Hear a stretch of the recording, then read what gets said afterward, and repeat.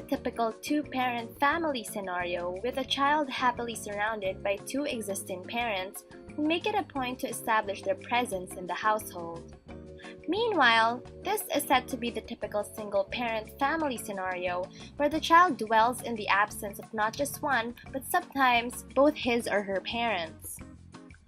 Over the years, the investigations of the factors that influence academic performance of children have attracted the interest of many. One concern is that children from broken families or living with a single parent perform poorly in school compared to their peers who come from the traditional two-parent family. The former is also believed to be less motivated in school and more apathetic to their academic performance than their two-parent adolescent counterparts. For instance, when asked to go out for a gimmick, adolescents coming from a single-parent family setup supposedly have a higher chance of neglecting schoolwork and curfews to compensate for their single parents' tendencies to abandon them in their academic endeavors. On the other hand, adolescents from two-parent families, however, are supposedly more attentive to their studies because of the immense support coming from both parents that motivate them to do so. They are also able to decline requests of going out due to their awareness of their academic duties. We wonder, does the absence of a single parent ultimately guarantee no filial involvement in the academic life of an adolescent coming from this family setup? In this episode of Is It True, we would want to shed light on either the truth or falseness of this issue. Previously, the Von Says Show gathered statements from adolescents who were affected by this matter. This time, the Yellow Bells would like to hear the side of the parents. We have interviewed two sets of parents, the first set representing the two-parent family, while the second consists of two single parents. Lulu has been married for 29 years and has 3 daughters. She currently runs her family construction business. In this interview, Lulu talks about the situation of her child in school, being that her child has 2 parents for support.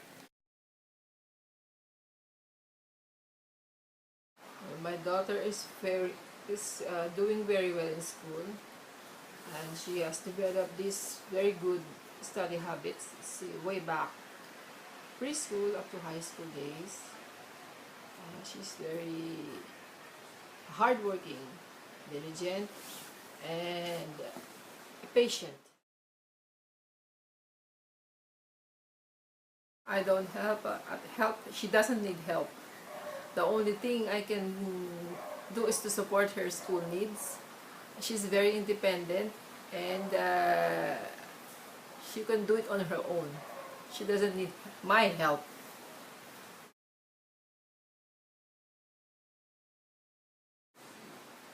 Well, at times I drive for her whenever she has to go to a group work or some other place where she has to meet her group mates. Of course, we support her with her other school needs aside from her tuition fees, of course. Nutrition is a big factor also. She has to eat well, sleep well.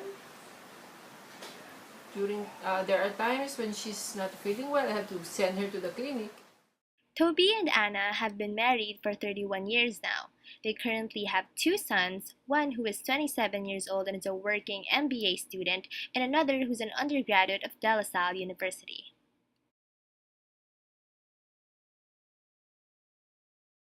Both are doing very well in school.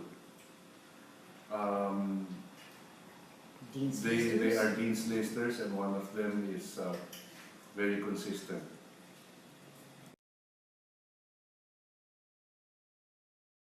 Yes, they are important.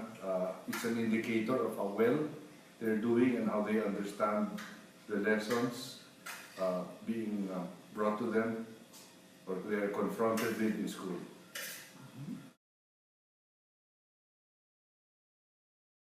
I help them by motivating them and also reminding them about time management, because one of them is an athlete and he's an athlete in 2 sports, and he has to manage his time properly. So it is true to some extent. Traditionally, married parents are indeed involved or at least supportive of their children's academic endeavor, which in turn builds the latter's academic motivation.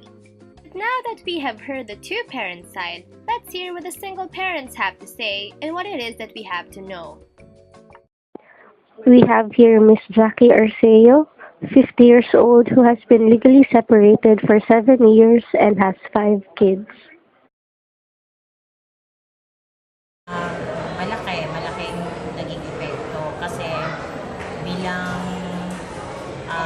siyempre nakagisnan mo na magkasama kayong mag-asawa pero yung children, tapos bigla ikaw na lang mag-isa, so 5 sila, so yung naging effect doon na siyempre nakakalungkot kasi nga sa halip na 2 kayo na pwedeng lapitan ng mga anak ninyo para kung ano mang yung problema nila, pag-usap-usapan, may ma-advisean sila kung ano yung mabuti.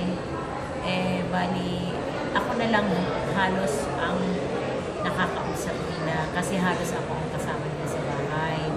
So talagang malaking effect kasi yung biglaan nga na syempre nakasanayan mo nga na magkasama lahat tapos biglang ikaw na lang mag-isa pagkasano may trabaho ako tapos pagdating syempre yung merong makakausap ka, may problema, bali ako lang ang nakakausap nila na pwedeng mag-advise, although talaga mahirap, malaki talaga ang naging effect sa akin. Kasi yung 5 sila, yun nga, iba-ibang naging problema.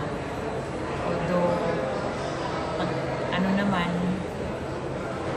kinakausap ko na lang sila hanggat sa abot ng kaya ko kung ano ba yung advice ko sa kanila.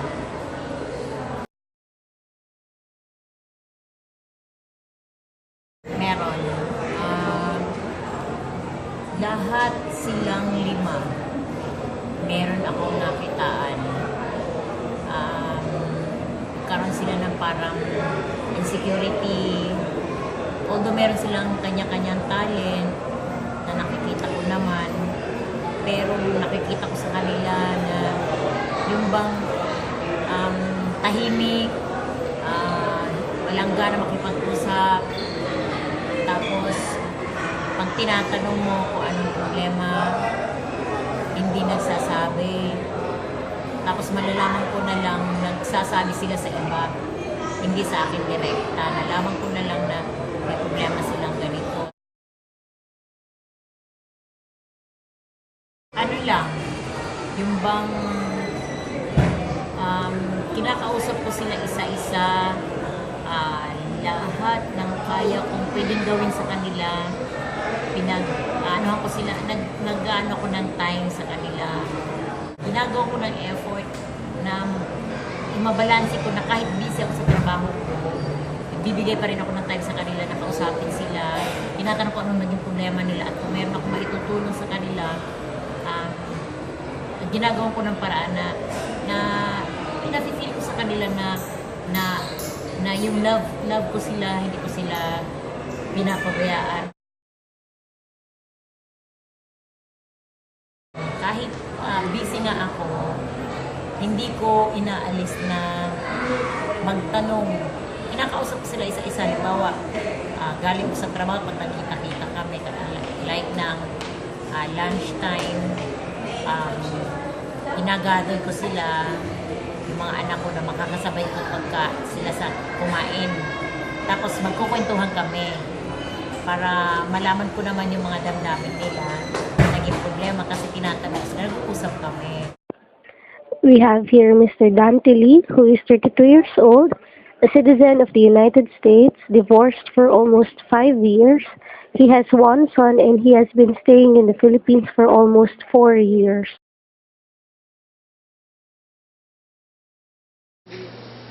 Of course, My son, obviously I live here in the Philippines. My son lives in California, about 10,000 miles away. So, of course, I'm always missing him. But I make sure to visit him every 3 months. I'm actually flying back and forth every 3 months to spend 2 weeks with him. And then, of course, in between, then we talk on the phone.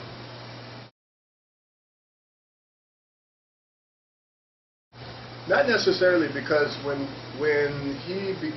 we divorced, he was actually not even 2 years old at the time.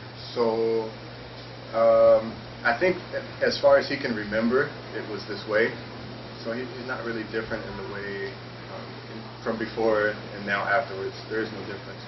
But of course, as he's getting older, he's starting to realize that he wants to spend more time with me, and so sometimes he's asking me, when am I coming back, and he wants to know the exact day. Of course, before, when he was younger, he wasn't aware of all of that.